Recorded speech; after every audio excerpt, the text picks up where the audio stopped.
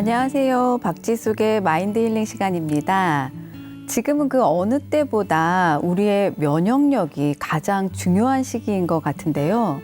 더군다나 계절도 차가운 겨울이라 우리의 호흡기 관리 또한 건강에 가장 기본이 되어야 될 것 같습니다.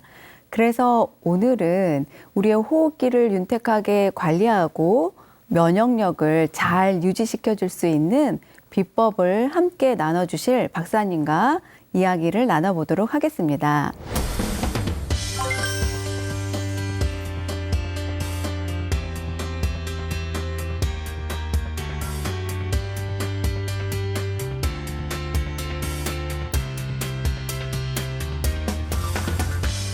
실제 감기는 끝났는 것 같은데 내 몸이 오슬오슬 춥다든가 이런 건 끝났는 것 같은데 힘이 없고 완전히 안 떨어진 상태가 굉장히 오래 가는 경우들이 많습니다. 맞아요. 이렇게 손을 이렇게 우리 꽈서 크로스해서. 예. 네. 그래서 이렇게 자극을 주신다든가 약간 옆으로 돌려주신다든가 하면서 팔에 자극을 좀 주신다라고. 팔에요. 예. 이 알레르기가 비록 있더라도 내 몸에 불편한 증상으로 나타나지 않도록은 충분히 치료해 줄 수 있단 말이죠. 사실은 장의 기능들이 어느 정도 활성화되고 튼튼하면은 사실 비록 내가 고등의 알레르기가 있다 하더라도 음식물을 섭취했을 때 이게 안에서 어느 정도 장에서 1차 필터링을 해버리니까 정상으로 발현이 안 될 수 있는 거죠.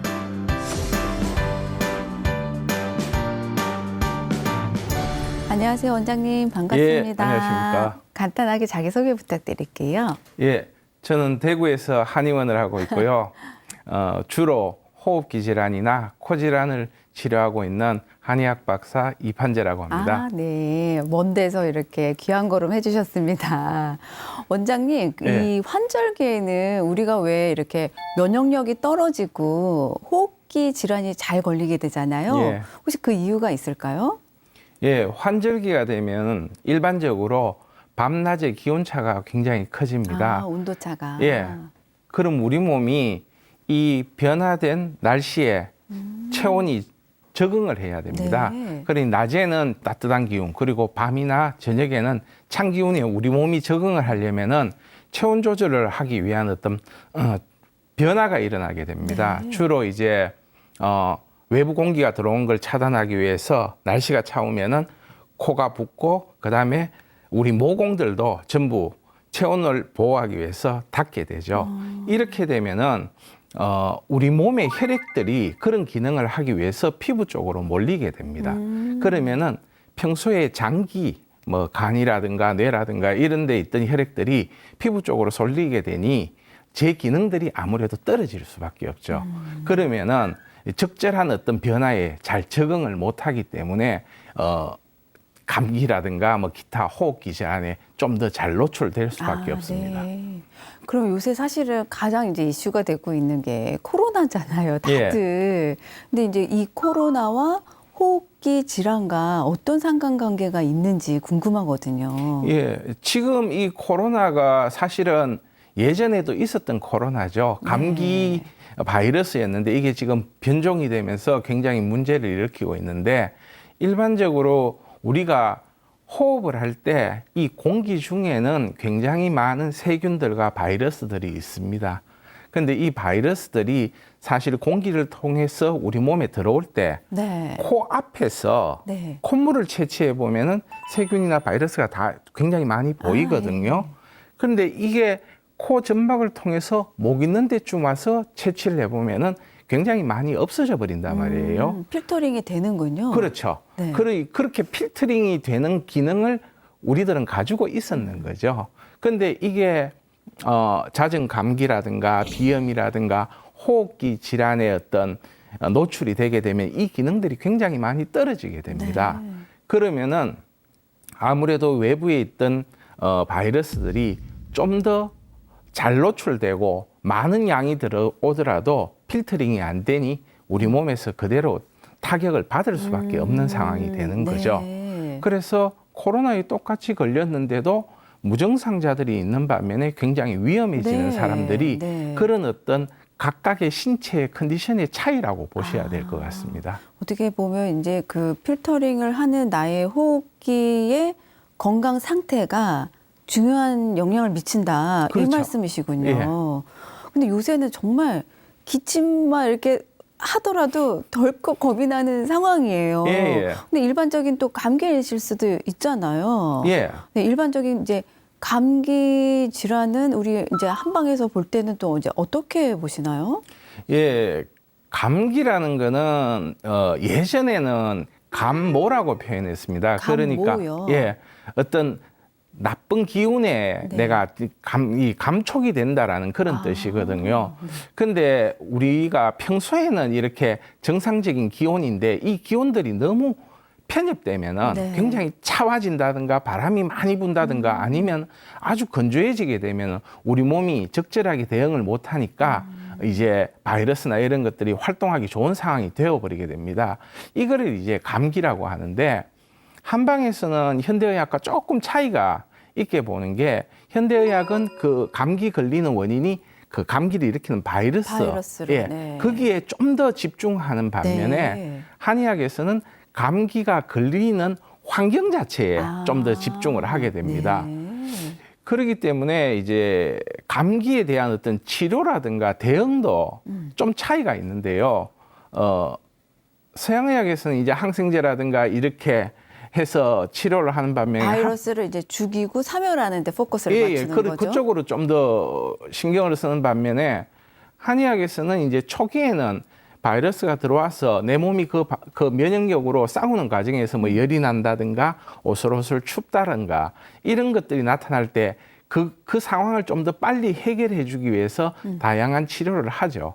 그런데 조금 특징적인 것은 그 치료를 하고 끝을 내는 게 아니라 사실은 이 치료 과정에서 우리 몸의 에너지가 면역력이 많이 소모되고 나면은 체력이 떨어지면서 네. 허탈해지게 네. 됩니다.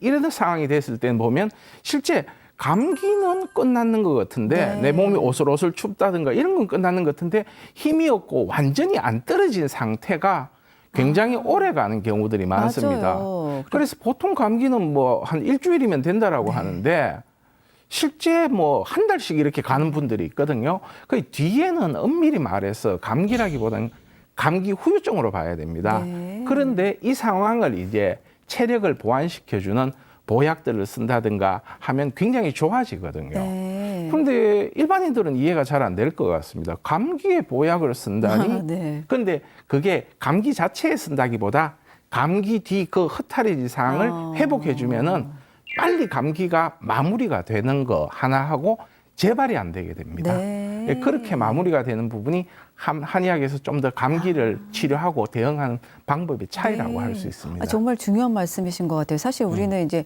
감기에 걸렸다 그러면 어떤 그 증세를 없애는 데만 포커스를 맞추잖아요. 근데 이제 더 중요한 거는 그 증세를 없애고 그것을 이제 완전히 내 몸이 건강하게 회복되는데 또 노력을 해야 된다. 예. 예. 보통 그 감기 같은 경우도 사실은 한 2, 3일 그 급성기에 몸이 막 아픈 거는 약을 먹는다든가 해서 덜하게 네. 만들 수 있는데 그 뒤에 남아있는 왜 안 떨어지고 있는 이 상황으로 고생하시는 분들이 실제 굉장히 많습니다. 네. 그런데 뭐 특별히 하실 방법도 없고 해서 굉장히 괴로워하시는 네. 경우들이 많죠. 네.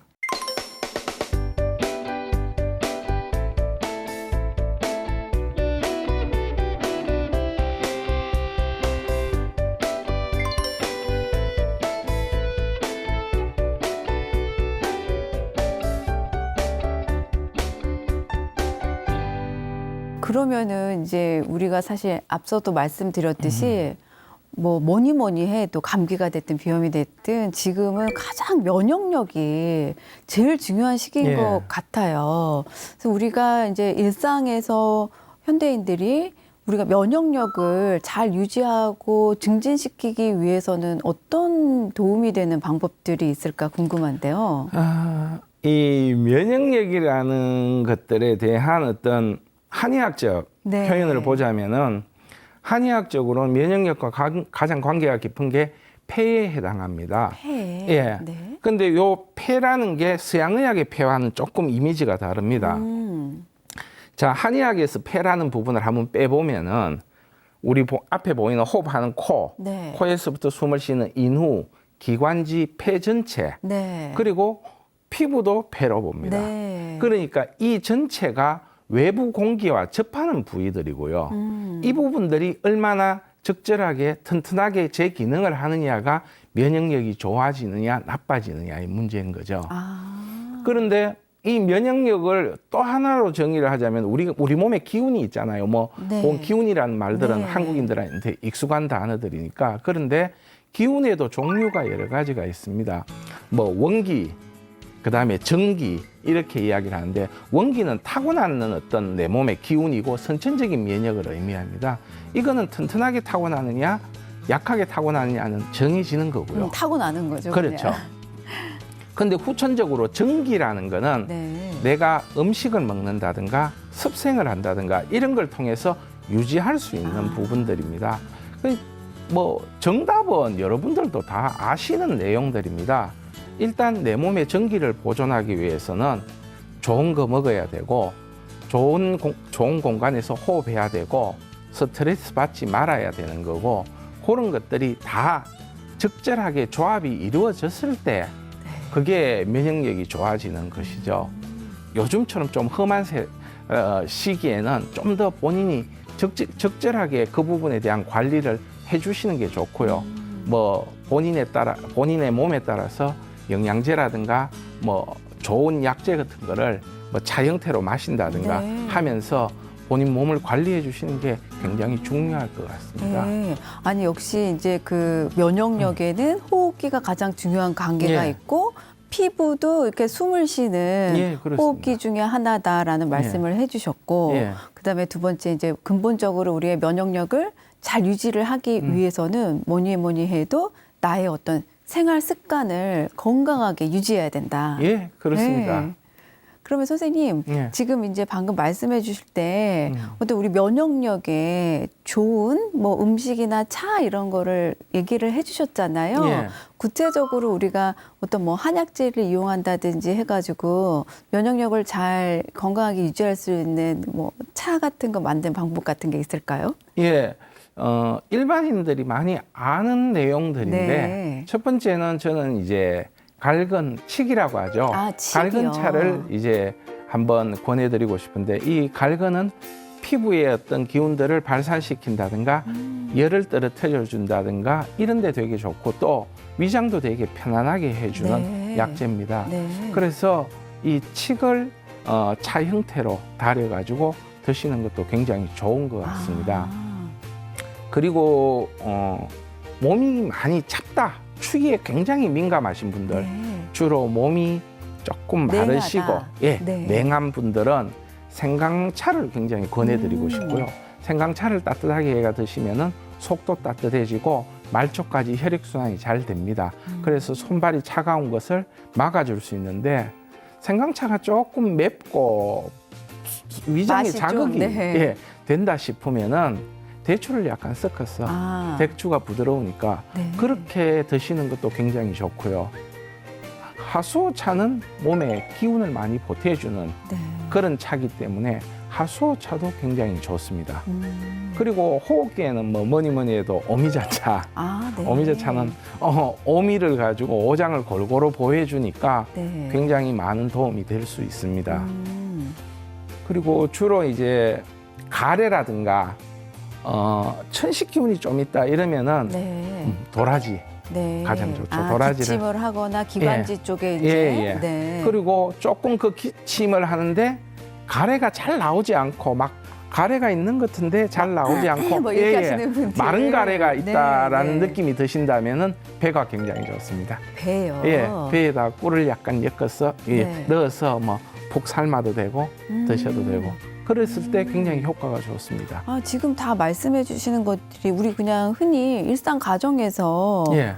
얼마든지 활용할 수 있는 것들로 말씀을 해주셨네요. 예, 제가 이렇게 경험해 보면은 사실은 여러 방송이나 다른 데서도 이런 이야기를 하면은 네. 들을 때는 끄떡끄떡 하시는데, 사실 이걸 매일 드시는 분들 맞아요. 굉장히 드뭅니다. 네. 그래서 크게 막 한 며칠 내가 열심히 먹고 네. 효과를 봐야지 이렇게 생각하지 마시고 아. 그냥 친구처럼 네. 편안하게 1년 365일 꾸준히 드신다고 생각하시면은 이게 처음에는 이게 방송에서 저렇게 이야기하는데 효과가 있을까 없을까 하는데 이게 어느 순간 되면은 네. 꾸준히 효과가 나타나서 본인의 몸을 유지해 주는 걸 느끼거든요. 그러니까 네. 사실은 차 드시는 거는 제가 꼭 한번 이야기해 드리고 싶은 게 그냥 기간을 뭐 일주일, 열흘 이렇게 생각하지 마시고 한 달, 두 달 좀 꾸준히 그냥 친구처럼 습관처럼 마시는 걸로 한번 해보십시오. 굉장히 효과 볼 수 있습니다. 우리가 운동을 뭐 한두 번 해가지고 효과가 있는 게 아닌 것처럼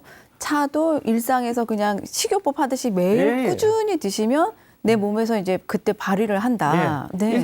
일주일 열흘 만에 효과 보려면 병원 가셔야죠. 네, 맞습니다.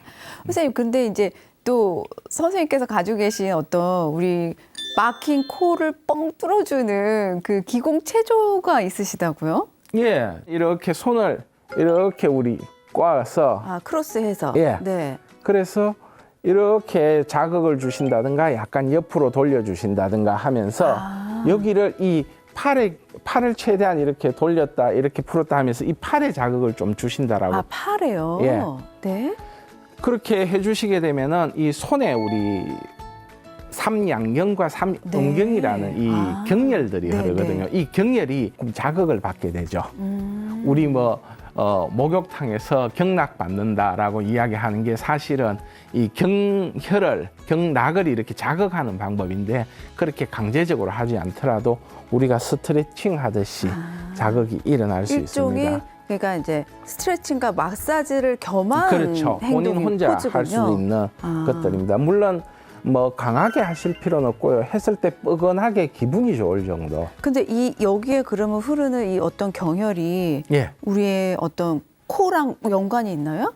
폐경락이 흐르고요. 폐경락이 흐르고 그다음에 대장경 경락도 흐릅니다. 장이랑 대장경 경락도 흐르게 되고 심장과 관계된 경락도 흐릅니다. 그리고 이 경락들이 이 팔에서 뻗어서 얼굴 주변으로 퍼지기 때문에 얼굴 주변에 어떤 열기도 가라앉혀주고 코도 뚫어주고 기능들을 좀 더 활성화시켜 준다라고 아주 생각하시면 단순한 됩니다. 동작 같은데 효과는 그냥 만점이군요. 예, 그렇게 하시고 이 동작을 하든 이렇게 하시든 뭐 보통 우리가 이렇게 옆으로 돌려주게 되면은 이 좌우가 또 자극을 받게 됩니다. 그러면은 간경이라는 부위, 간하고 담경이 자극을 받게 됩니다. 그러면은 혈액순환이 굉장히 좋아지죠. 그리고 우리 몸의 어떤 간의 해독 작용들이 좋아지니 피부라든가 몸의 전체적인 어떤 상황들이 좋아질 수 있습니다. 그래서 이렇게 꼬우는 상태 아니면 이렇게 잡은 상태에서 좌우로 돌려주는 동작들을 해주시는 게 도움이 됩니다. 또 다른 하나는 그냥 쉽습니다. 팔을 해서 이렇게 들어 올려주시는. 기지개 피듯이. 위로 이 천장으로 이렇게 해주시게 되면은 이렇게 해서 상체 부분이 자극을 받기 때문에 폐경이 좀 더 좋아집니다. 폐경이 좋아진다라는 것은 호흡기가 좋아진다라는 거죠. 그렇게 하시고 그다음에 뭐 팔을 뒤로 해가지고 가슴을 펴주시는 운동들 이렇게 뒤로 손잡고 그런 동작들도 가슴에 이렇게 자극이 되기 때문에 호흡기가 굉장히 많이 자극을 받을 수 있습니다. 보통 우리가 현대인들이나 아니면은 나이가 드실수록 자꾸 상체가 앞으로 기울고 그다음에 어깨가 안으로 말려 들어가면서 이 호흡의 폐활량이라든가 호흡기의 범위가 좁아지게 되거든요. 이런 것들이 팔을 이렇게 뒤로 제낀다든가 위로 올린다든가 하면 궁극적으로는 가슴 쪽에 상체 쪽에 어떤 이렇게 뒤로 제끼면서 가슴을 펴는 그런 자극들이 같이 일어나기 때문에 하시는데 하실 때 기공체조라고 했기 때문에 꼭 이렇게 호흡에 좀 더 신경을 쓰십시오. 그러니까 하시면서 막 손에 신경 써서 호흡을 허허 이렇게 급하게 하지 마시고 차라리 동작이 조금 덜 되더라도 호흡이 편안하게 쭉 내쉬고 들으시고를 편안하게 해주시다 보면은 평소에 본인이 신경 안 쓰고 이렇게 호흡하실 때보다 호흡도 길어지고 호흡량도 많아지게 됩니다. 그리고 호흡량이 많아지면 되게 마음이 편안하게 가라앉으면서 좀 편안한 어떤 몸이 릴렉스되는 그런 느낌들을 느낄 수가 있게 되죠. 지금 듣고 보니까 기공체조라는 게 나의 호흡을 이제 천천히 편안하게 조절을 하면서 어떤 이제 그 액션을 취하는 동작을 같이 하는 예. 거네요. 핵심은 호흡이지 네. 액션에 너무 신경 쓰다가 호흡이 흐트러지는 것보다는 네. 호흡에 신경을 쓰고 액션은 서서히 뭐 완성시켜 나가시면 되기 때문에 처음에 좀 안 되더라도 막 동작을 이렇게 저렇게 고민하지 마시고 호흡에 좀 더 신경 쓰면서 릴렉스하는 그런 어떤 네. 편안해지는 느낌을 가지시는 게 굉장히 도움이 더 됩니다. 그러니까 그렇게 하면은 우리의 교감신경이랑 부교감신경도 이제 밸런스가 잘 그렇죠. 맞아지게 될 것 같네요. 예, 그렇게 되게 됩니다. 아, 네.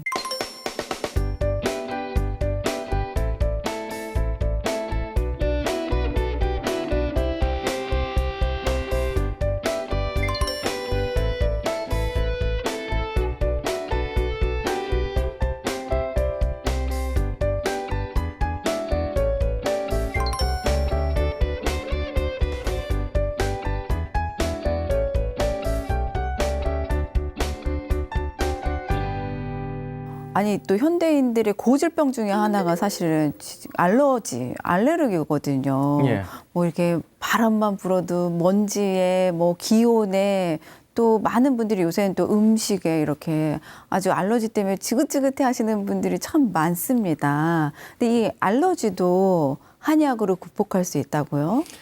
예, 이 알러지라는 이 개념이 실제는 한 1906년도에 네. 오스트리아 의사에 의해 가지고 좀 됐는데 뭐 알로스라고 글이 쓰는데 변형된 이런 뜻입니다. 그래서 좀 정상적이지 않고 이상한 어떤 과민한 어떤 반응들이 일어나서 네. 이 개념이 일어나게 됐는데 그 뒤로 이제 계속 관심을 가졌는데 실제 이 한국도 문명이 급속하게 이렇게 우리가 발달하면서, 산업 사회가 발달되기 그렇죠. 전까지는 사실은 크게 의미가 없었습니다. 그런데 지금 이거 2000년 넘었으면서 거의 매년 10%씩 환자들이 증가되고 알러지 있습니다. 환자들이요. 그래서 현재는 거의 4명 중에 1명이 알러지를 가지고 있는 상태. 네. 대한민국 국민들의.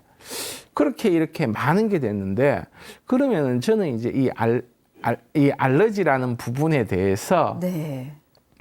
우리가 알레르기라는 게 면역 체계의 문제잖아요. 그러니까 특정 질환에 대해가 굉장히 과민 반응이 일어나면서 면역 반응이 과잉으로 일어나서 나타나는 네. 현상을 우리가 전형적인 항원 항체 반응 이거를 알레르기라고 하는데 네. 이 부분도 있고요. 실제 항원 항체 반응은 아닌데 굉장히 과민 반응에 의해서 알레르기 반응처럼 느껴지는 부분이 있거든요. 아, 네. 뭐 예를 들어 우리가 복숭아다, 고등어에 알레르기가 있다. 네. 이거는 전형적인 항원 항체 반응이죠. 그런데 찬바람에 알레르기, 네. 나는 찬바람만 불면 알레르기가 일어나. 네, 네. 이거는 좀 표현이 이상하죠. 네. 그런데 이거조차도 우리가 알레르기로 보는 게 항원 항체 반응이라고 이야기했을 때는 사실은 맞진 않지만 우리 몸이 너무 과민하게 반응을 반응하는 일으키는 그런 거군요. 부분들로 봤을 때는 이 부분도 알레르기라고 네. 할 수 있죠. 네. 그리고 어떤 특정 질환에 알레르기가 있더라도 알레르기가 이 감도가 굉장히 높으신 분은 사실은 어떻게 할 방법이 없어요. 아. 그런데 이 강도가 약하게 있는 분들은 생활 속에서 충분히 극복할 수 있거든요. 예를 들어서 내가 고등어 알레르기가 있는데 고등어를 먹을 때마다 두드러기가 난다든가 하진 않죠. 네. 대부분 대부분 분들도 헷갈리실 겁니다. 내가 분명히 고등어 알레르기가 있는데 어떤 때는 두드러기가 그쵸. 나고 어쩔 때는 근데 또 괜찮고. 거의 대부분 안 난단 말이에요.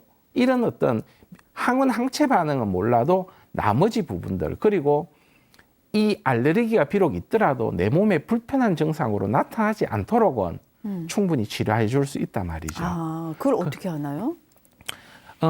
크게 두 가지인데 일단은 우리 알레르기는 호흡기를 통해서 네. 감작되는 경우와 이제 음식을 통해서 일어나는 경우들이 있죠. 그런데 양방에서도 많이 쓰고 있는 방법이지만은 조금씩 이제 자극을 주다 보면 그 면역 체계에 적응을 하는 그런 이 항체에 대해가 저항성이 생기게 되는데 양방 치료는 되게 좀 오래 걸리는 경향이 있습니다. 그런데 한의학적 치료를 해서 이 증상을 가라앉혀 놓고 감작이 되지 않은 상태에서 계속 시간이 흐를수록 면역 체계가 이제 이 부분에 대해서 과잉 반응을 하지 않는 상태로 뭐 치료를 할 수가 적응할 수 있는. 있게. 예, 이게 꼭 우리 몸의 면역 체계가 진흙을 주물러서 만들듯이 그렇게 세팅을 하면서 점점 할 수 있는 부분들은 충분히 있거든요. 그리고 아까 제가 말했듯이 항원 항체가 반응이 아닌 과잉 반응으로 네네. 일어나는 부분들이라면은 충분히 어떤 우리가 습생을 통해서 또 치료를 통해서 충분히 극복할 수 있는 부분들이고요.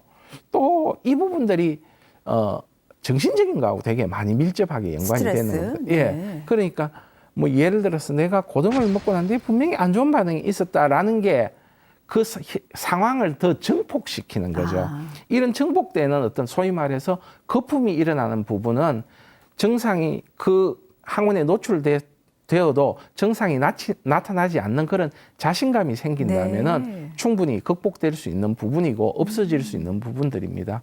그거를 계속 본인들도 생활 속에서 무조건 피할 게 아니라 약간씩 이제 노출되고 또 증상을 다른 장이라든가 다른 면역 기능들을 회복시켜서 적응을 하다 보면은 충분히 생활하는데 지장이 없을 정도로 생활하실 수는 있습니다. 그러니까 우리가 되게 일상적으로 많이 겪고 있는 알러지인데 치료법은 정말 다양하군요. 뭐 예. 음식이 됐든 듣고 보니까 또 어떤 우리의 어떤 기억을 훈련하는 인지 훈련도 또 포함되어야 될 것 같고. 예, 사실 지금 우리가 알레르기에 대한 뭐 서양의학이든 현대의학이든 굉장히 많은 도전을 하고 있지만 사실은 이 정신적인 부분에 대한 어떤 시도는 거의 하지 않고 있는데 네. 이 부분은 조금 더 연구를 하고 극복할 부분이고 실제 뭐 체면이나 네. 영상의학을 통해서 알레르기를 극복한 케이스들이 많이 나오고 있기 네. 때문에 그런 부분들은 조금 뭐 관심을 가지고 보시면 좋을 것 같습니다. 네, 아니 저도 주변에 이제 알러지 갖고 있는 친구들이 몇 명 있는데 그 친구들 보면 항상 음식을 먹을 때 나 이거 먹으면 알러지 생기면 어떡하지? 또 병원 가면 어떡하지? 맨날 이러면서 먹더라고요. 근데 그 두려움과 긴장, 그 마음 자체가 또 더 병을 말씀 듣고 보니까 증폭시킬 것 같습니다. 조금 더 예민한 부분이 이제 장. 네. 우리 음식을 먹었을 때 음식을 먹고 소화를 하고 흡수되는 소장에서 흡수할 때 사실은 어느 정도 정리를 좀 해준단 말이죠. 좋은 영양소는 흡수하고 내 몸에 필요 없는 건 내보내고 또 과잉 반응이 일어나는 거는 우리 몸에 유익한 유산균들이 대응을 해주고 이렇게 해서 정리를 좀 해주게 되는데 장의 밸런스가 깨져가지고 유익한 유산균들이 많이 부족하다든가 네. 이렇게 되고 유해한 유산균들이 좀 많을 때는 이런 어떤 필터링 작업을 장에서 못 해주기 때문에 좀 더 민감하게 알레르기가 일어나거든요. 그래서 사실은 장의 기능들이 어느 정도 활성화되고 튼튼하면은 사실 비록 내가 고등어에 알레르기가 있다 하더라도 음식물을 섭취했을 때 이게 안에서 어느 정도 장에서 일 1차 필터링을 해버리니까 정상으로 발현이 안 될 수 있는 거죠. 그러니까 장이 건강하더라도 우리가 이제 비록 알러지를 갖고 있다 하더라도 장이 건강하면 그 빈도와 횟수가 줄어들 수 있다. 그렇죠. 그렇게는 충분히 가능합니다. 네. 그래서 만약에 알레르기가 있으신 분은 장에 대해서 조금 더 공부하고 관심을 신경을 가져보는 게 쓰셔야겠네요. 굉장히 도움이 될 것입니다. 그러니까 사실 뭐 예전에는 의학이 어떤 뇌의 관점에서 중심이 됐다면 요새 이제 장의 패러다임으로 넘어가고 있잖아요, 선생님. 네. 그러면 우리 그 알러지뿐만이 아니라 면역력에 있어서도 장을 건강하게 유지시키는 거는 정말 중요한 일 같습니다. 예, 최근에 뭐 거의 우리 면역력의 60%가 네. 장에서 일어난다라고 이야기를 하고요. 하니까 보통 음식을 우리가 섭취를 하고 또 그게 소화돼서 분해되는 과정에서 얼마만큼 장이 제 역할을 해주느냐가 굉장히 중요한 거죠. 그럼 우리 현대인들이 장을 건강하게 유지시키는 것이 어떻게 보면 건강의 예. 기본인데 장을 그렇게 건강하게 유지하려면 어떻게 해야 될까요?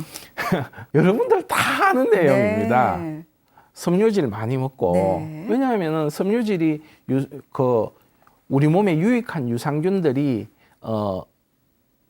번식할 수 있는 좋은 환경들을 제공해 주잖아요. 그렇기 때문에 섬유질을 많이 드셔야 됩니다. 아무리 좋은 거 먹고 해도 네. 유산균들이 번식을 하고 편안하게 생활할 수 있는 환경이 안 되면은 그쵸. 자꾸 죽어나가겠죠. 네.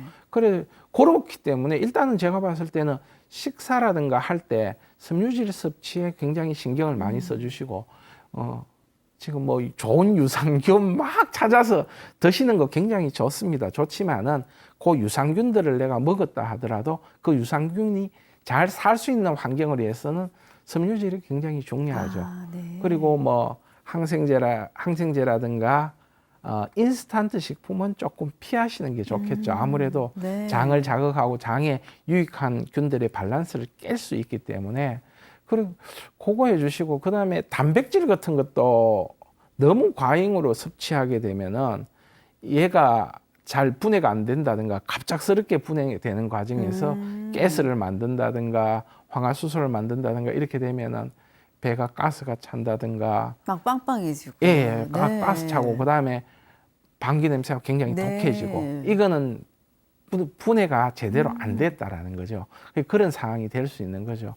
그렇기 때문에 뭐 음식을 골고루 드시는 것도 좋고 그다음에 조금 섬유질 많은 거 항상 챙겨 드시고 이렇게 하시는 게 굉장히 중요할 것 같습니다. 네, 현대인들은 아무래도 섬유질 섭취가 부족할 수밖에 없는데 그걸 더 신경 써서 많이 먹어줘야겠네요.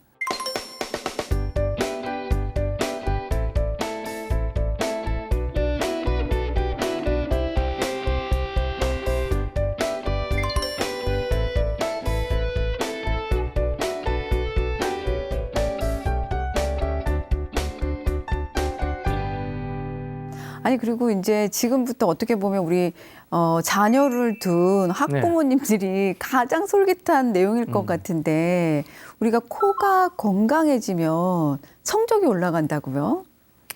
예, 코라는 기관이 되게 좀 신기한 부분이 있습니다. 우리 오감이라고 했을 때 후각이 네. 들어가죠. 들어가고 코라는 건 이제 공기를 들어 마시고 호흡을 하는 기관으로 네. 우리가 알고 있는데 코는 냄새를 맡는데 이 후각신경이 우리 몸의 신경 중에 1번 신경이죠. 네. 가장 1번에 배치되어 네. 있고 또 지금은 굉장히 많이 퇴화된 신경입니다. 우리가 생활하면서 오감 중에 가장 많이 쓰는 게 시각, 청각인데 후각은 메인 주 신경은 아니다 말이에요.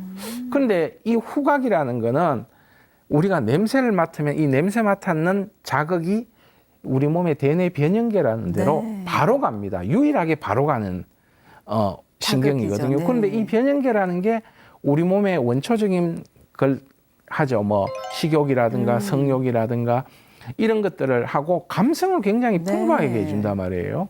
그렇기 때문에 후각이 발달할수록 감성이 풍부해지고 소위 말해 EQ가 굉장히 좋아지게 네. 되는 거죠. 네. 그런데 청소년기에 코 질환이 있어서 이 냄새 맡는 후각이 조금 자극을 덜 받게 되면은 대뇌 변연계도 성숙이 좀 덜 되죠.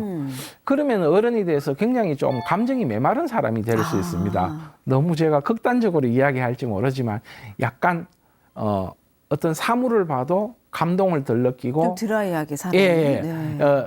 사람 간의 어떤 애정이라든가 이런 거에 대해 가지고 좀 밋밋해질 수 있는 거죠. 공감 능력도 좀 예, 떨어지고. 그러다 보니까 사실은 우리가 뭐 냄새 좀 못 맡는다고 생활에 지장은 없죠. 팔이나 다리가 아프면 네. 생활에 지장을 주지만 그렇게 생각할 수 있지만 이 코라는 감각은 굉장히 인간의 웰빙에 많이 관여를 합니다. 네. 그래서 냄새를 잘 맡고 후각 기능이 좋은 사람들은 좀 더 감성도 풍부해질 수 있고요. 또 간혹 지금 후각이 마비가 되면은 미각이 같이 마비가 되는 경우들이 많거든요. 그러다 보면은 맛도 못 느끼고 이러면 사람들이 굉장히 우울해지는 경우들이 많습니다.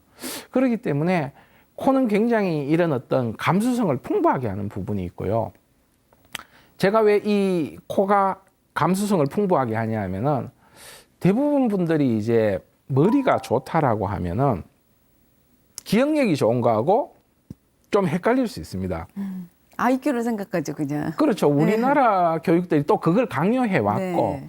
그런데 사실 뭐 이 머리가 좋다라는 거는 뇌의 세포수가 많다든가 뇌가 큰가하고는 별로 상관이 없습니다. 뇌 세포 하나하나가 서로 얼마나 많이 네트워킹을 네. 하느냐가 관건이거든요. 그런데 이런 어떤 네트워킹이 잘 되기 위해서는 코가 이 자극이 잘 되고 감성이 풍부해지면 이런 것들이 훨씬 활성화될 수 있습니다. 그리고 아무래도 그런 어떤 감각적인 부분이 좋아지는 사람일수록 자극을 많이 받으니까 충분히 머리가 좋아질 수 있는 거죠. 우리는 흔히 이제 뭐 머리가 좋아지는 운동하면 뭐 손이나 뭐 아니면 몸을 움직여서 하는 운동 등으로 이렇게 뇌를 자극하는 것만 생각했는데 우리 원장님 말씀을 듣고 보니까 정말 이 호흡기를 건강하게 유지하는 것도 나의 아이들의 뭐 나는 물론이거니와 자녀들의 어떤 EQ와도 정말 많은 관계가 있고 아이들의 감정 상태에도 아주 직접적인 영향을 미칠 수가 있는 거네요. 예. 그러면 이제 이 코가 건강해지면 우리 아이가 머리가 좋아진다라고 얘기할 수 있는데 그럼 천재가 될 수 있는 건가요? 그 부분은 좀 우리가 일반적으로 아는 수재라고 하는 사람들이 아주 이제 공부도 잘하고 뛰어난 분들이죠. 우리가 소위 말하는 지금 우리가 천재라고 하면은 수재를 많이 이야기하는데 이런 부분들은 오감의 자극을 많이 받을수록 개발이 잘 되고 특히 나이가 어릴 때 그 뭐 극단적으로는 만 3살 이하 그다음에 한 9살, 10살까지 얼마만큼 오감에 대한 자극을 잘 주느냐가 사실은 두뇌 발달에 훨씬 도움이 된다라고 알려져 있죠. 그럼 우리 아이들을 비록 천재는 아니더라도 수재를 만들 수 있는 예. 그 뇌 건강법 5가지를 알려주신다고요, 선생님? 예. 첫 번째는 아침을 꼭 먹어라라고 이야기를 아침을 합니다. 먹어라. 예. 보통 우리가 저녁을 한 7시쯤 먹죠. 네. 그리고 자고 아침에 일어나면 요새 학생들은 학교를 일찍 가도 6시면 거의 11시간 가까이 갑니다. 그런데 우리 영양분이 그만큼 오래 가지는 않거든요. 그래서 아침에 일어나게 되면 사실은 우리 몸은 당이 많이 부족한 상태가 됩니다. 여기서 아침까지 안 먹게 되면은 너무 당이 부족한 시간이 오래 가는 거죠. 그렇기 때문에 간단하게라도 꼭 아침을 먹어야 됩니다. 맛이 없더라도 네. 물론 가볍게라도 네. 그래서 당을 좀 보충해 주는 게 뇌가 재기능을 할 수 있는 하나의 방법이 되겠죠. 첫 번째는 예. 아침을 먹어줘라. 예. 성장하는 아이들에게는. 예. 네. 두 번째는 잠을 충분히 자라는 겁니다. 네. 보통 수험생들이 거의 잠을 잘 못 자지 않습니까? 너무 수면이 예. 부족하죠. 그리고 요새 뭐 초등학생들도 거의 12시대가 네. 자는 경우들이 많은데 잠이 굉장히 중요한 게 자는 동안에 낮에 활동했던 모든 뇌세포들이 사실은 정리를 하면서 네. 휴식을 하는 네. 시간이죠. 그리고 당분이 들어가서 그동안에 손상됐던 뇌세포도 회복을 시키고 이렇게 좀 정리 시간인데 이 정리 시간이 너무 짧게 되면은 사실은 뇌가 계속 제 기능을 할 수가 없겠죠. 그래서 꼭 잠은 좀 충분히 자라라는 이야기도 해드리고 싶고요. 그 다음에는 적절한 영양 섭취를 하셔야 됩니다. 우리가 머리가 좋아지는 게 뇌가 하고 있고 뇌는 뭐 산소나 당분이 네. 굉장히 민감하지만 그거 이외에 다양한 면역을 도와주는 것들이나 미네랄들이 조금씩 다 역할들을 한단 말이에요. 그렇기 때문에 영양을 골고루 섭취하는 것도 굉장히 중요한 거죠. 네 번째는 일정 시간 운동을 좀 해주는 게 굉장히 네. 좋습니다. 아까 말했듯이 우리 몸에 뇌를 자극할 수 있는 건 근육이라든가 관절에 굉장히 많은 수용기들이 뇌에 자극을 줘서 뇌를 활성화시켜 주거든요. 그런데 하루 내내 앉아가지고 뭐 책을 본다든가 하면 효율이 도리어 떨어집니다. 밖에 나가서 10분, 20분 운동을 한다든가 스트레칭을 통해서 환기를 시켜주는 부분도 있지만 실제 신체가 자극을 받아서 뇌를 활성화시킬 수 있거든요. 그래서 일정 시간 가볍게 운동을 해주는 거를 꼭 추천해드리고 네. 싶습니다. 그리고 5번째는 마찬가지입니다. 천연향을 써서 후각을 좀 자극해주라. 후각을 발달시켜줘라. 예, 그게 뇌를 또 하나 가볍게 자극할 수 네. 있는 방법입니다. 그런데 싼 향은 쓰지 마십시오. 그쵸. 싼 향은 알코올이라든가 자극적인 게 뇌를 도리어 너무 과하게 자극해서 뇌 세포들을 손상시킬 수가 있습니다. 그래서 천연향 그리고 부드러운 향을 써서 자극을 해주면은 뇌가 최고의 그 상태를 유지할 수 있게 될 것 같습니다. 정말 도움되는 말씀을 해주셨어요. 예. 그러니까 그 마지막으로 이제 말씀 주신 어떤 천연향이라는 것은 이제 아로마 오일 말씀해 주시는 예. 거죠. 그리고 그 향들을 자는 침대 쪽에 살짝씩 뿌려준다면 네. 우리가 자더라도 맞아요. 사실 내가 인식은 하지 못하더라도 그 향은 꾸준히 자극을 주거든요. 네. 그거 굉장히 효과적입니다. 네, 그래서 잠을 주무실 때 베딩에 뿌려주시는 것도 도움이 되고 예. 또 제가 자주 드린 팁 중에 하나는 이제 뜨거운 물이나 가습기에 그렇죠. 한두 방울 떨어뜨려서 이렇게 호흡, 점막을 예. 이렇게 건강하게 유지해 주는 것도 그게 뇌 건강에도 바로 도움이 되는군요. 예, 그렇습니다. 네.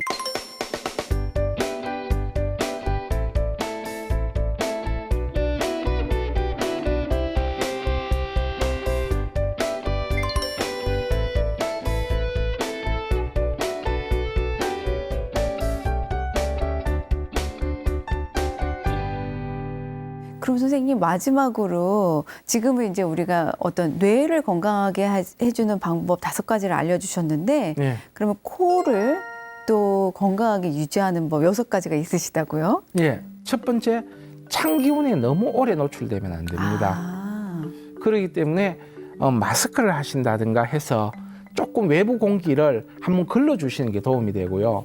어쩔 수 없이 찬 기운에 노출된다면 최대한 몸을 감싸서 체온을 올려서 코가 외부 바람이 바로 안 들어오도록 해줄 수 있도록 해야 됩니다. 아니 그래서 요새 코로나 때문에 다들 마스크를 쓰고 계시잖아요. 예. 그래서 일반 감기 환자는 엄청 줄었다고 하더라고요. 그게 굉장히 그런 부수적인 효과가 나타나는 네. 건데 실제 한의원에 있어도 감기로 오는 환자들이 많이 줄으셨어요. 엄청 줄었습니다. 네. 그게 마스크의 효과일 수 있는 거죠. 네, 첫 번째는 예. 마스크를 쓰거나 하여서 외부에 너무 차가운 공기에 노출을 심하게 하지 마라. 예. 네. 그리고 두 번째는 습도에 신경을 꼭 써주셔야 아, 됩니다. 건조하지 않게. 예. 코는 피부에서 분화된 변형된 형태입니다. 그러다 보니까 피부 관리하고 코 관리는 거의 같다라고 생각하시면 됩니다. 네. 그러니까 공기가 어차피 들어오는데 건조한 공기가 들어와서 말라버리게 되면은 코가 제 기능들을 할 수가 없습니다. 네. 그래서 코는 축축하게 해줄수록 도움이 됩니다. 네. 그래서 우리 목욕탕 가서 뜨끈뜨끈한 김 나오는데 네. 들어가서 이렇게 숨 쉬면은 코가 뻥 뚫리는 경우가 네, 많죠. 코가 촉촉해지잖아요. 반신욕해도 뻥 네. 뚫리죠. 그런 것들이 습도하고 연계돼서 몸도 따뜻해지고 습도가 좋아지기 때문에 그런 현상들이 생기는 거거든요. 우리는 피부를 건조하지 않게 유지하는 거에는 신경 쓰는데 코도 건조하지 않게.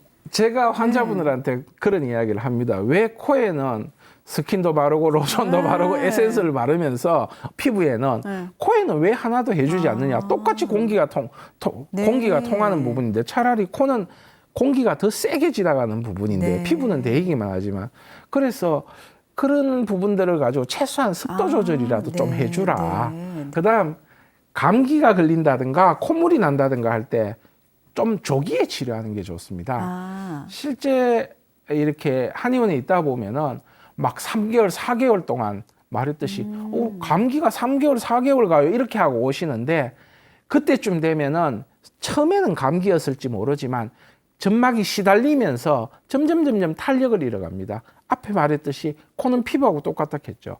피부처럼 시달리게 되면 이 점막이 탄력을 잃고 실제 사진을 보면 쭈글쭈글하게 변해버리게 됩니다. 네. 그렇게 쭈글쭈글하게 변하기 전에 초기에 어떤 증상이 있을 때 와서 치료를 하면은 굉장히 그냥 별거 아니게 깔끔하게 치료가 되는데 이게 어떤 분들은 몇 개월, 몇 년에 걸쳐 지나서 오시면은 너무 사실 묵혀두면. 예.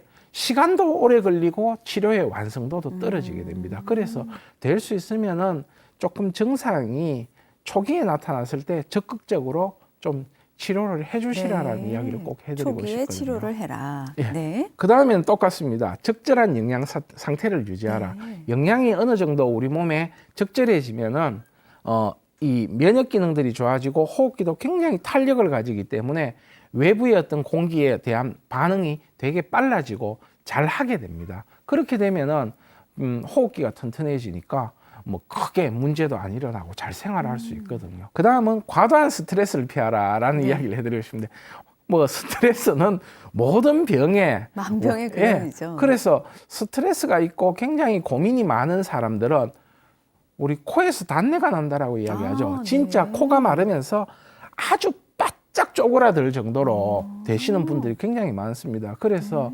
스트레스가 쌓이지 않게 최대한 좀 스트레스를 풀어주면서 생활하실 필요가 있을 것 같습니다. 마지막으로 깨끗한 환경을 유지하는 게 중요합니다. 깨끗한 환경. 예, 어차피 우리가 공기를 들이마시기 때문에 동물 털에 대한 알레르기가 있는 분들은 최대한 뭐 아쉽겠지만 강아지나 고양이 조금 피해 주시는 거 좋고요.